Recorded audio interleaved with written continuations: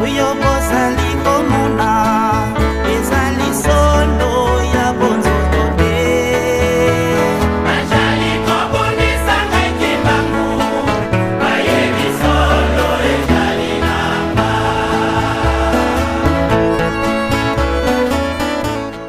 Na kombo tata mwana pe tata molimo santu batata pe bamama bana ya papa Simon Kimbangu Kiangani, bapapa pe bamama balingami ya papa Simon Kimbangu Kiangani, banso bazali basympathisant to banso bakolandaka la vie et le développement ya lingomba ya tata molimo santu. Napesi bino mbote solo eleki basanza mingi toyokani susu basango te, toyokani susu mongongo te, topesani susu malendisi te na tina ete tozali awa na yelu selemi ya sika na tina ya mobembo. Batata bamama na lisungi ya bana radio télévision kimongiste bakambi na bango pe ndenge ezali émission eza na kati ya grille de programme ya kati ya radio télévision kimongiste. Tozala pembeni tozala musika musala ezali musala avec les moyens modernes tozala nango yango wana tozongeli bino na mokolo malelo poto meka kozala na mwa masolo ya kotalaka maike oyo etali lingomba na biso. Encore une fois, merci beaucoup de votre suivi régulier, ce dont nous sommes tous fiers, puisqu'il s'agit de la vie de notre église qui nous intéresse tous. Batata ba maman, tokende tout droit au but. Ba sujet ezali mingi toko lobela. Kasi na tango yo tokoki ko ramasser yango nyonso mbala moko te. Po tokende na likambo na muzindo. Tokolanda yango na moko moko. Likambo monene toza nango na mobu oyo ezali bosepeli ya 100 ans ya lingomba na biso. Les festivités relatives à la célébration du centenaire de l'église de Jésus-Christ sur la terre par son envoyé spécial Papa Simon Kimbangu. Donc, lingomba ya nkolo yisu na nse na ntomane ya sikisiki Papa Simon Kimbangu ekokisi mibu kama. Toyebi oyo nyonso esalemi. Tomoni, toyoki. Oyo tata mokonzi ya bule, tata molimo santu Papa Simon Kimbangu Kiangani asali pona biso. Tika d'abord lokumu penkembo epesamela ye po ete ezali nzambe. Manso akosala biso, manso akokanaka ekosalamaka. Likamoko te nzambe akokana ezanga kosalama. Batata ba maman depuis 2014 pardon, asakolaki ete toko célébrer centenaire ya église kimangiste na 2021. Et na kati wana toyebi ete tolekisaki ba centenaire misato ya yambo oya papa Kolutu na 2014. Teko lekisa oya papa Mwambanza nkolo yisu papa de alunga na Kiangani Salomo na 2016. Et enfin ya papa denge na kuntima tata molimo santu na 2018. Oyo nde na cycle ya centenaire ya mubu oyo ya mibu nyonso oyo nde mama na likambo parce que tali lingomba mobimba. Œuvre salvatrice ya Papa Simon Kimbangu et bandaki le 6 avril 1921 à Wanankamba, Nouvelle-Jérusalem. Batata ba maman, ça mérite une célébration. Yangwana de Salameki. Et à la foulée de cette célébration, ezalaki couplé na inauguration ya musée Papa Simon Kimbangu. C'était pas un fait du hasard, puisque na calendrier nzambe tangu olingo sepelesa nzambe na yo bakeleke maboko pamba te. Lingomba aye maboko pamba te devant Papa Simon Kimbangu Kiangani to memelie kafumba na cadeau. Ndinga tinda kibiso. Bana na to se mobiliser na mwa mike o nzambe akopesa kabiso. Ndenge ye moko lobaka mbongo ya makala, mbongo ya mikate, mbongo ya mapa, yango wana etelemisi ndaku oyo botala bino moko na bilili bosila komona bilili na yebi yango ya solo, mais je préfère encore tozongela mwa moke bolanda. Tala ndenge bakonzi tata mokonzi ya mboka, le président de la République son excellence Félix Antoine Tshisekedi Tshilombo ayaki en personne ko inaugurer yango. Bozali komona na bilili. C'était vraiment émouvant et impressionnant. Émouvant la cérémonie, impressionnant le bâtiment en lui-même. Batata ba maman, c'est une fierté pour nous kimbangistes. Bokomona extérieur, bokomona intérieur, c'est que ça représente. Na banza devant ba autorité na biso tango batali balobi ya solo, bakimbangistes bazali ya travailleurs. Puisque batata ba maman, avant tout comme le 6 avril, je me rappelle bien, na début mars, la présidence de la République, batindaki, batu bayaki, une délégation bayaki, il y a batu ya présidence de la République, na kati na bango, il y avait le conseil spécial en matière des infrastructures. Balingaki ba s'assurer, c'est vrai que na bango le président de la République a se déplacer pour na kwana ke no inaugurer. Est-ce que ezali viable, ezali na dimension oyo mokonzi lokola ye a se déplacer? C'est comme ça qu'on avait perçu la chose. Parce que tango bayaki, tata mokonzi boule azalaki nina na Kinshasa. Papa conseil direct, Songanzila, papa Mbenza Kiangani André, Yemutu ayambaki délégation. Et moi j'étais aux côtés de papa Mbenza lorsque la délégation était arrivée. Alors, bamituna epesamelaki papa Mbenza, biso zaki na pembeni. To memani na bango ti devant musée, l'air on a musée ba échafaudage zali ko mona nanu vraiment on ne pouvait pas imaginer que dans l'espace de 3 semaines qui restaient, makamunyo seko kosila. Bazali ko tuna mituna. Ah, est-ce que papa makambo tozo mona, vous êtes sûr que musale kosila? Réponse à papa Mbenza lobaki, quoi qu'il arrive, musala na biso na kati na lingomba ezalaka d'abord d'ordre spirituel. Le kolesi kangamaki le 6 avril 2021, musée oyo bozali komona kofungwana, bobanga na binote ezali kofungwana. Tango bayoki bongo, non. Il faut tokene na muzindo. Est-ce que qui est le concepteur du plan, architecte? Est-ce que tout le monde a quelqu'un, un technicien to sonaye? Dieu merci, papa Medara azalaki présent. Papa conseil direct papa Mbenza bengisi na lombango papa Medara yaki. Papa Medara, confrontation pour ainsi dire, hein, poli et technique avec le conseil spécial en matière de sécurité de la présidence de la République. Il se trouve que le conseiller en matière des infrastructures, président de la République, azali ancien à IBTP, asilisa qui na même école que papa Medara. Ah, c'est comme ma collègue, basilisa ba formation mo ba kutani. C'est vrai que papa Medara azali plus ancien que le conseiller principal, le conseiller à la présidence. Sololi a lakisie maman alika mondenge basalaki ba misala ba mesure ba profondeur ba makamonyon a expliquer tata wana andini ya lobby ya solo pena kotala kaka bâtiment na bino na misu boye solidité nango ezali ko mona na misu apprécier batata ba maman tala musala ngai na yo mwana papa Simon Kimbangu to sali pona lokuma nzambe na biso. Date qui effectivement, le président de la République, son excellence, Félix Antoine Tshisekedi Tshilombo, qui aujourd'hui est président de l'Union africaine, notre chef d'État, garant de la nation, il est président de l'Union africaine, aïe en personne au Tchaloboko. A Beni ruban, il y a une inauguration totale, kuna na likolo, il y a bâtiment, musée Papa Simon Kimbangu. Papa et maman, c'est une grande fierté pour nous. C'est un grand honneur pour notre église. C'est un grand honneur pour notre Dieu. Papa Simon Kimbangu. Batata ba maman. Maintenant, pourquoi un musée?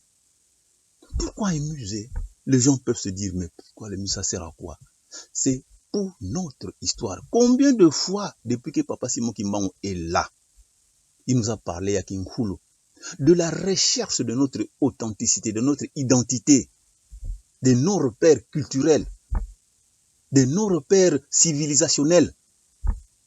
Batata ba maman, un peuple qui ne connaît pas son histoire, c'est un peuple déjà mort, un peuple manipulable.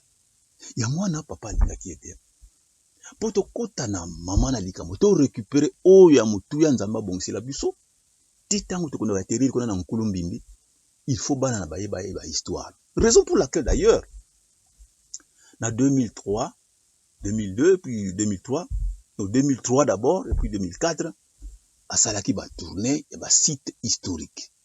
Ezala oyo zingi nkamba yelo selemi, ezala oyo ya lutendele.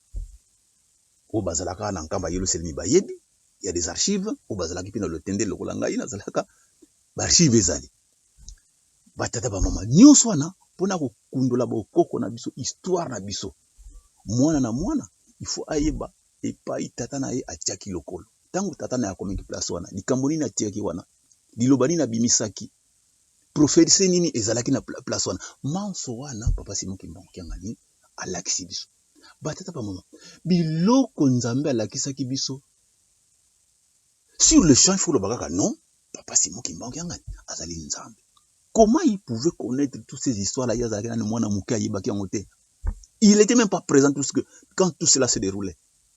Mais Tala, Nzamba préparait que déjà monaki bisika yango, yemoko pesi le sens historique, histoire ya bisika wana. Batata ba mama Tala monene ya Nzambe. Nyonso wana esalamaki na tina nini? Histoire na biso ezala ko bombama. Batata ba mama, voilà l'importance du musée. J'ai eu la chance, lorsque je travaillais à l'Université nationale du Zaïre, la chef de service, il y a relations publiques à l'Institut national des arts, avant de devenir chef de suite de l'enseignement. La Kendaka mission na musée national du Zaïre, na Mongaliema, la présence à la République. J'étais en mission là-bas. J'arrive là-bas, je regarde le musée, Nathalie Biloko, je pose comme ça la question à la conservatrice. Ah, mais le musée n'a pas hein? C'est ça notre musée. Alors, Ndekonangai, Tosenga, Biloko na biso, Oyo, les colonisateurs ont pris. Quand je dis les colonisateurs, il s'agit des Belges, des Français, des Britanniques, et tous les Occidentaux en quelque sorte. Biloko na biso nyon c'est beaucoup ko bazanango to senga kala bazong en plus que nous avons franchi nous sommes déjà au-delà de 50 ans. Enfin, nous nous approchons de 50 ans par rapport à 50 ans. Nous nous approchons de 50 ans, mais nous avons pris de l'avance pour tout banaza senga bango ba pesa biso e yano boye. Lorsque 50 ans yoko, effectivement, la loi internationale dit que nous pouvons restituer biloko na bino nyonso wana. À la seule condition, ozala na esika ko bombela yango. Tata et maman, mutu aye na ndako na yo ayibi yo eloko. Eloko ya yo ba yibaki yango. Yo zongeli mutu na yibaki eloko lobi ah papa to mama zongisa eloko na ngai. Kasi azo pesa yo réponse na kozongisela yo eloko na yo. Mais na lingi yo kende otonga bisika ya malamu oyo ko bombela eloko na yo. Muyibi alobi na yo na kozongisa eloko na yo. Mais à condition que yo tonga esika malamu et pas yo bombela biloko na yo. Patata ba maman. Donc, le voleur azali na considération na eloko ango. Ayebi valeur nango. Bongo yo sikonkola eloko. Okola mukate. Vraiment kola mukate koloba oh. Mais muyiba yibaka eloko nanga lobi ke eloko yo na bongisa esika na bomba ngo malamu. C'est quelque chose de valeureux, de prestigieux, un trésor. Voilà batata ba maman. La République démocratique du Congo na Kinshasa basala musée national moya lelo. Alors, le véritable musée oyo mokini ezali ko senga ezali ko luka yango nde salami na nkamba Nouvelle Jérusalem, puisque wana ezali na histoire esalami kuna na Kinshasa oyo leta salila ki biso ezali histoire ya culture na biso, ya coutume na biso, y a ba tradition na biso. Tout ça c'est respectable. Mais histoire oyo, il y a musée Papa Simon Kimbangu, c'est au-delà. C'est une histoire de la civilisation du monde. Oye konza mokilo, parce que Papa Simon Kimbangu, ya zali nzambe. Nzambe aza na frontière te. Na bo mutu aza na nationalité, bien sûr. Mais au-delà de ça, le azali nzambe azali universel. Parce que nous sommes une église universelle. Alors, mokili mobimba bako sopana, baya kotala muzango likambo nini ezali na kati. Batata ba mama, soki ndeki to longi likambo yo, elike na ngai te to longoli papa Diangenda mawa. Elike na ngai to longoli papa Diangenda mawa. Parce que bachana no nzemba ngo to landa, papa Diangenda azali ko nionga. Ngai Diangenda nazali ko mituna, mawa na ngai eko sila te. Tolanda mwa moke nzembo comme ça. Toma ko comprendre que ba papa basala ki na mawa. Basala ki solo na mawa. Ngai Diangenda nazali ko mituna, soki mawa na ngai makosila te.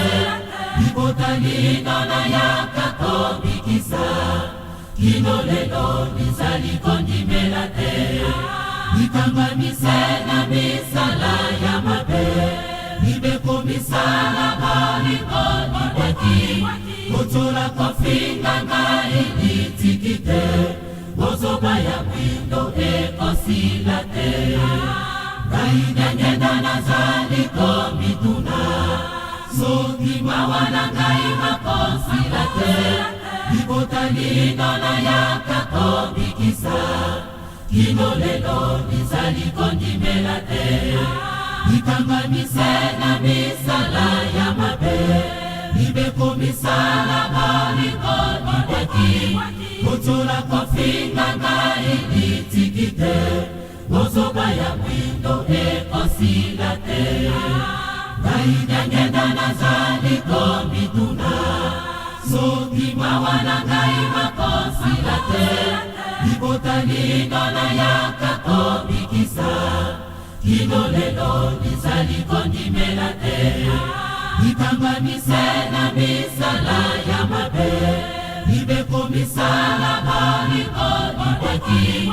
Kochola kofinga ngai nitikite, bozoba ya mwindo ekosila te. Moina, moina, na peso likolo ya fanga olimite. Wakanga misala miseno ya mokilo yo, yeba ya mape likosila. Kasi yo mwana na ngai bimelanga, okoka komona kemba nyala kaka. Biso ozali komona lelo sepamba, biye bizali kozela yo bileki. Kasi yo mwana na ngai bimelanga, okoka komona kemba nyala kaka.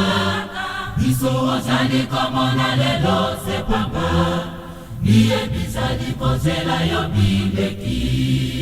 Moina, moina, na peso likolo ya fanga olimite.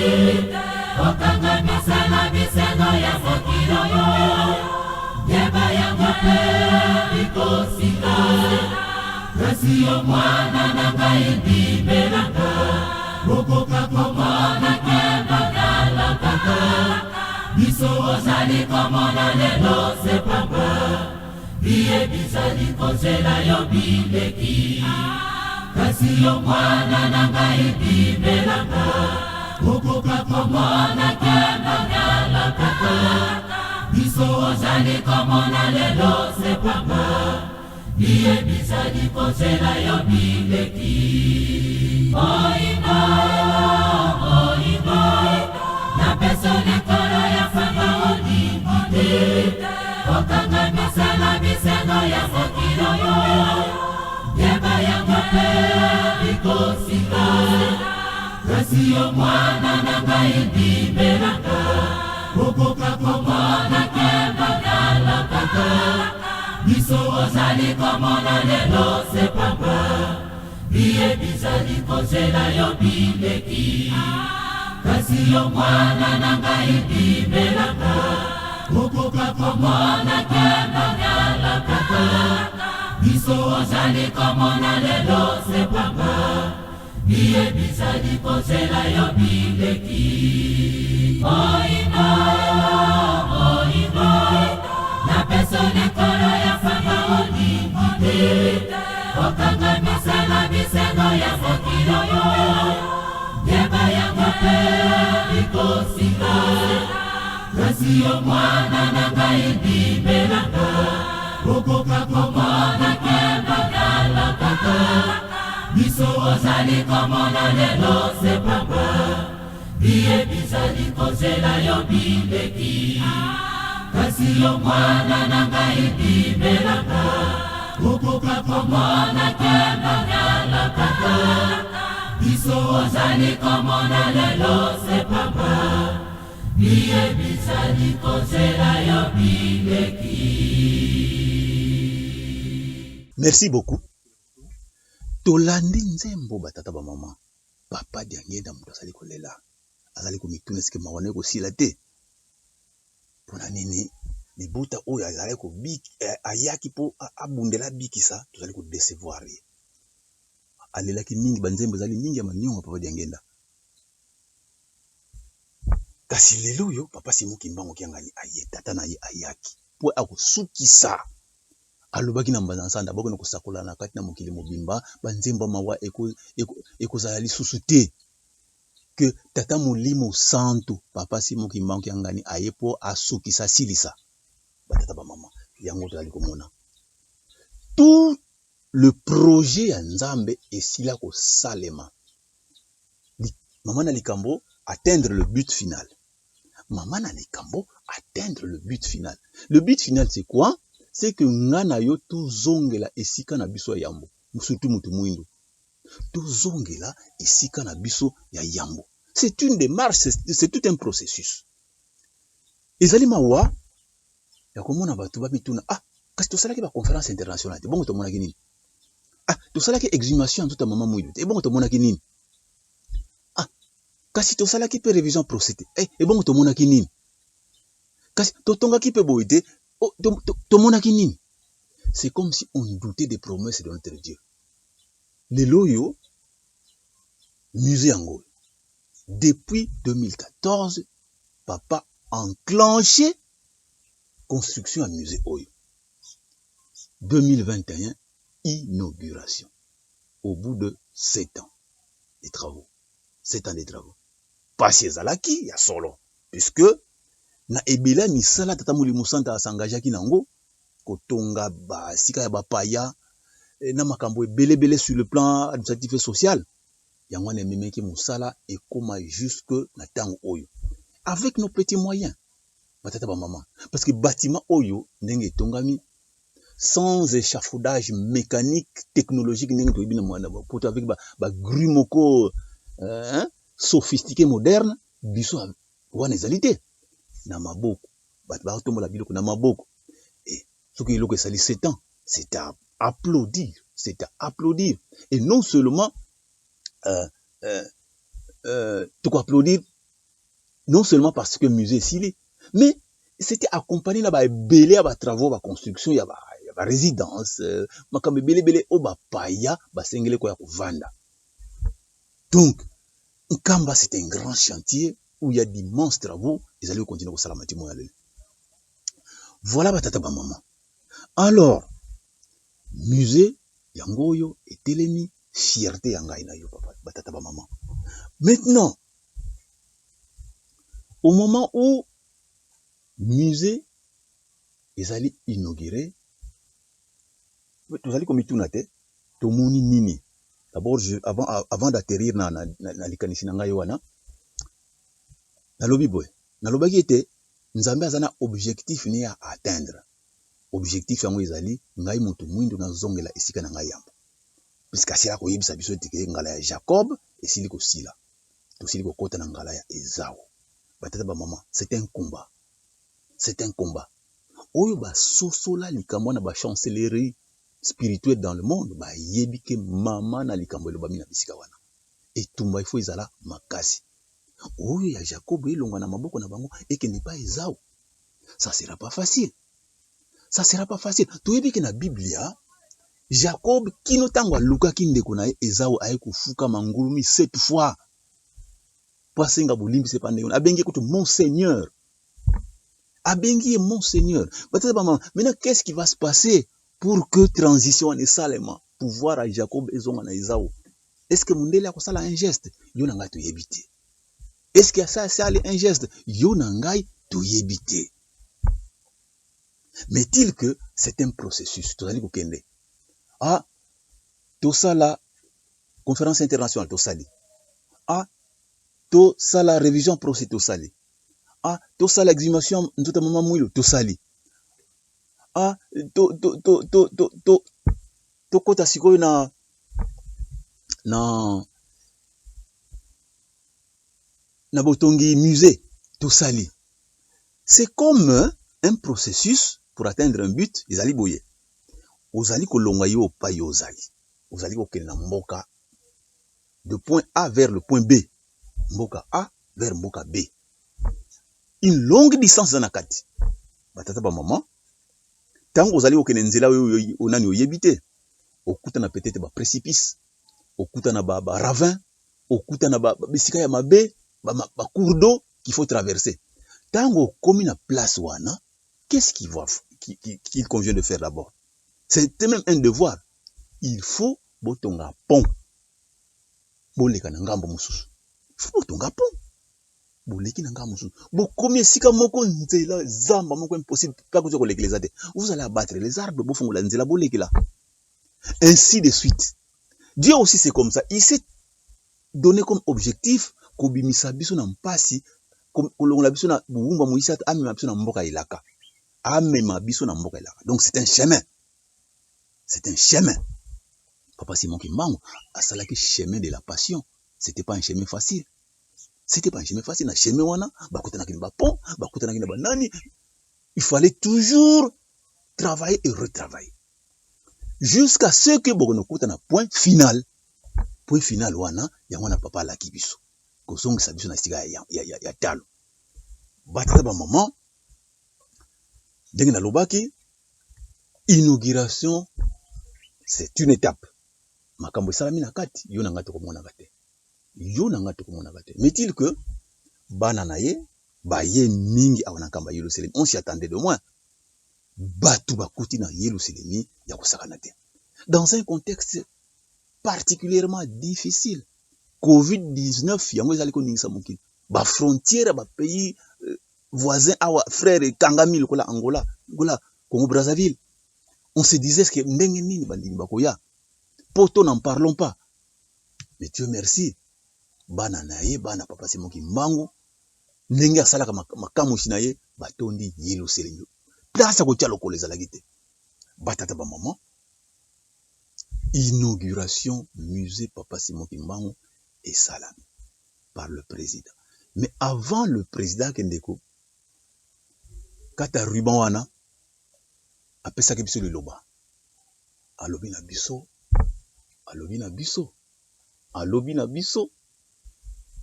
Devant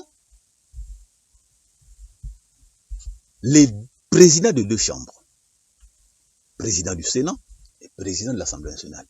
Apesi bango proposition ba Kendeko étudier faisabilité yako kanga mokolo ya le 6 avril comme jour chômé et férié sur toutes les étendues de la République démocratique du Congo. Batata ba mama. Ce n'est pas une mince affaire. Ce n'est pas une mince affaire. Nos présidents successifs, nos anciens présidents successifs, mon côté atikalaï ko sala yango. Bon, peut-être que ça mène qui bangote sur le plan spirituel, ça on peut se comprendre, mais notons tout simplement que et salamagité jusqu'à moi lelo journée à 6 avril, ils ont reconnu comme bon, nanto comme la place en mais venant de la bouche du président de la République, mais comme c'est un démocrate, puisque selon la loi, il a l'autorité, il a la pleine autorité à décréter, depuis la présidence de la République, à décréter, et Moudmoua a discuté. Il en a le pouvoir. Mais il a préféré que ça passe par les deux chambres. Puis, il peut s'engoler, président, Salim Akamonandenge, tout ça, sans qu'il a consulté, tout, à Sali pour la formalité. Mais de son droit, de par ses prérogatives, il a l'autorité à décréter en Yemoko Makamosili. Au moment où nous parlons certainement, l'autorité n'a biso bakola tsapeli kambango te bakota elango comme ça ngotina suka journée wana eyebana. Tango journée wana ekoyebana batata ba maman. Eyebani et salami pona nini? Fallait que le président vienne inaugurer le musée. Soka ya gite peut-être ngalo te, mais aye a inauguré le musée et à la foulée à sali kambango. Tala mabomba mi ya nzambe. Tala plan ya nzambe. Biso zo monango lokola liseki, mais nzoka nde mama na likambo salami wana. Ah likambo ni to monini. Tout le kakate to mona makambo soki miracle est-ce qu'on na misu te olali olamuki tata maman c'était un miracle olali olamuki c'était un miracle otaneli tongo komi na pourquoi c'était un miracle. Donc nous devons féliciter de ce point de vue là notre Dieu azali kosonga biso batata ba maman tokende musika mingi te. Je crois que j'ai assez parlé concernant le centenaire, concernant l'inauguration du musée, son importance pour Nabo. Kokonabiso, Oyo Tosali Kozela. La fois dernière, je crois, lors d'une émission avec Papa Lambert, j'avais parlé comment Nakene Komuna, Corinthe, là où Paul avait construit l'église de Corinthe. Tokeneki na papa conseil direct, papa Zako Kiangani, na papa Mbenza Kiangani. 2010, si je ne me trompe pas, je ne me trompe pas. Batata ba maman kaka ba mur oyo epai bazai Paul Zako kusamba kusalaki lingomba ba mur apamba etikala wana na sorte à théâtre en rond de cette époque-là, l'époque grecque de cette époque-là, kaka wana batata ba maman et comment musée historique le monde entier déferle pour aller voir ça. Batata ba maman, je suis allé voir à Soweto la maisonnette de Nelson Mandela. Aujourd'hui transformée en musée Nelson Mandela. Mais le monde entier pour aller le voir. Parce que c'est une personnalité historique en Afrique. Batata ba maman, à plus forte raison, histoire va passer mon gars. Et j'ai vu ce qu'il y avait dans la maison Mandela. Bon, bref, c'est historique parce que c'est un personnage historique. Stilonaye, et l'ambatika qui te salai ko vandela, mbetona ye, ba photo tika. Juste dans la maison, quoi. Il est comme ça dans le salon, il est comme ça dans la chambre. J'ai vu ça. Pour énormité, histoire. L'immensité, il y a histoire à Papa Simon Kimbango. La grandeur, la dimension. Histoire à Papa Simon Kimbango. Nabi loko nyonso ya ndenge na ndenge mususu kutu ekenda na maboko ya mindele. Tango kozonga batata ba maman. Le monde va déferler. Et sur le plan culturel, économique, le bénéficiaire ça sera qui? Et que ça va payer Nabiso. Les gens vont descendre de l'aéroport Njili, ils vont consommer, ils vont donc sur le plan économique des rentrées de devises importantes. Aujourd'hui, que les Kambolingombe c'est pour le développement de notre pays ou de nos pays. Voilà batata ba maman pour approfondir ma réflexion dans les tout prochains jours. Je préfère qu'on termine en beauté dans émission tout celui concernant le musée, concernant le centenaire. Oui, Pessamila Biso, batata ba maman tous alango CP. Et le centenaire, mboula nan misilité. Oh, ils allaient mboula ba centenaire. Otali, bientôt là, le 6 juin 1921, 2021, de 1921 à 2021, 100 ans et envahissement.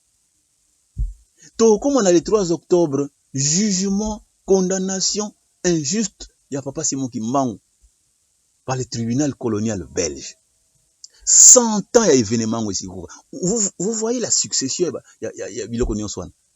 Kalamingi ta le 18 mai, Tofetaki, 100 ans il y a Bazui Nzembo. Le 18 mai 1921. Ozomona, eux ils allaient mboka et centenaire et landani na ba histoire na biso, batata ba maman, to simba likambo oyo sérieux. Nzambe na biso asepela et longa emonana mikili na biso ezwa kimia. oyo nyonso ali komona soki COVID-19 soki nini bitumba na est biloko nyonso wana akosilisa ngo lokola kaka na bunzambe na ye alakeli biso bolamu batata bamama yango na tozala attaché to continuer kopesa maboko na mosala musée Papa Semokima. Inauguration esalami, cela ne voudrait pas dire que misala nyonso ekatani esili. Il y a encore pas mal de choses à faire. Nous devons l'habiller, nous devons le meubler, nous devons l'entretenir. Donc mosala ezali nano oyo bazali koya na kamba yelo selemi bazali komona dimension mosala. C'est costaud. Donc batata ba mama bana Europe, bana Amérique, bana Asie, bana Afrique, biso na kamba yelo selemi na bakongo misato to lemba surtout te. Et puis nzambe asili ko yebisa biso après oyo misala ezali kolanda na moment au moya lelo déjà route de la passion misala esili ko koba déjà ezali kozela ete 12 octobre ezala inauguré batata ba mama na mukuse yango wana mwa lisolo epesa meleki biso tokabola na bino na malendisi tozala soudé makambo oyo ezanga tina eza nango na tina te ba futilité tokota yango te totalela kaka tata na biso tata molimo santo nzambe wa biso Papa Semokima ngani oyo azali kosenga na biso yango na ndeko tokolanda mwandambo oyo ezaki na ngai tokabola mwa lelo yango wana natiki bino na suka ba technicien batiela bino loyembo ya suka botika na malamu mbala sima tokobongisela bino masolo mosusu tosilisi boye na komba tata mwana pe tata molimo santo amen.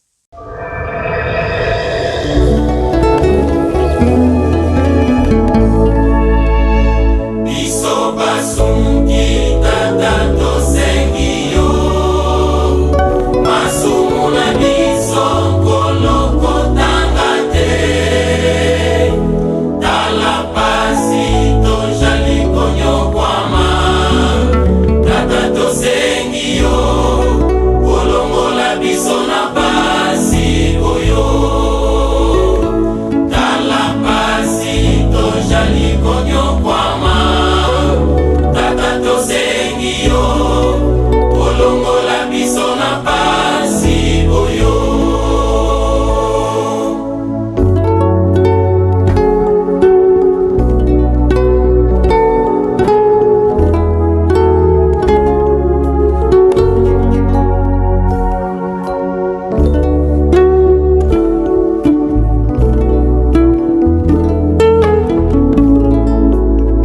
Biso basungi tata tosengi yo masumu na biso kolokotanga te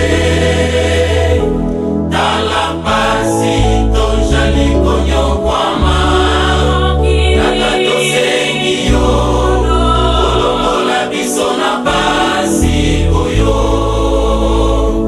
tala pasi tojali konyokwama tata tosengi yo kolongola biso na pasi oyo.